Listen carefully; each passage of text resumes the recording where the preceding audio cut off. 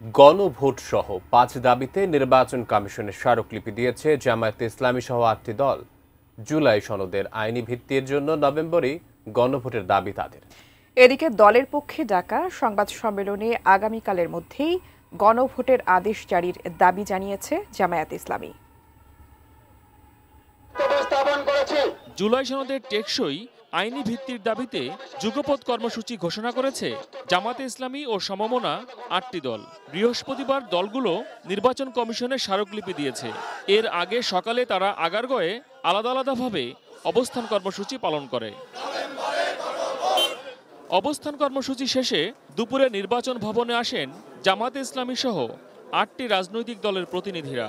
জুলাই জাতীয় সনদের টেকসই আইনি ভিত্তির জন্য নভেম্বর মাসের মধ্যেই গণভোটের আয়োজন করতে হবে। আমরা আশা করি জুলাই গণ অভ্যুত্থানের প্রেক্ষিত আমাদের নতুন বাংলাদেশ, সেখানে হায়ের পক্ষে দেশের জনগণ রায় দিবে। যারা নায়ের দিবে, যাবে, কথা বলবে, জুলাইয়ের চেতনার পরিপন্থী এই কাজের কারণে জনগণের কাছে তারা দীক্ষিত শক্তি হিসেবে গণ্য হবে। গণভোট সহ ৫ দফা দাবিতে স্মারকলিপি দেওয়া দলগুলোর মধ্যে রয়েছে জামায়াতে ইসলামী, ইসলামী আন্দোলন বাংলাদেশ, খেলাফত মজলিস, জাতীয় গণতান্ত্রিক পার্টি জাকপা, বাংলাদেশ খেলাফত মজলিস, নেজামে ইসলামী পার্টি, ডেভেলপমেন্ট পার্টি এবং খেলাফত আন্দোলন। অভিযোগ রয়েছে যে সরকারের কোনো উপদেষ্টারা কোনো দলের পক্ষ হইয়া প্রশাসনের রদবদল করতেছে। এগুলো যদি করা হয় তাহলে সুষ্ঠু নির্বাচনের জন্য ব্যাঘাত ঘটবে। সংশোধিত আরপিও বহাল রাখতে হবে, এখানে পরিবর্তন করা যাবে না।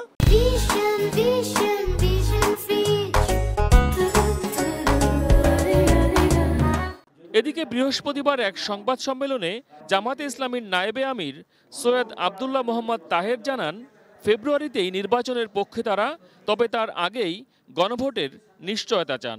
আপনি আর সময় বিজ্ঞাপন না করে আজকের ভিতরে হলে খুবই উত্তম, কারণ রাত ১২টায় ১টায় এরকম আদেশ জারির নজির আছে।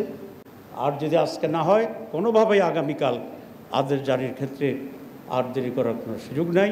মগবাজারের আলফালা মিলনায়তনে অনুষ্ঠিত এক সংবাদ সম্মেলনে জামাতের এই নেতা আরও বলেন, জাতীয় ঐকমত্য কমিশনের সুপারিশ বাস্তবায়ন না হলে অন্তর্বর্তীকালীন সরকারের উপর মানুষের আস্থা নষ্ট হবে, নানা ধারণা এবং বিভ্রান্তি তৈরি হবে।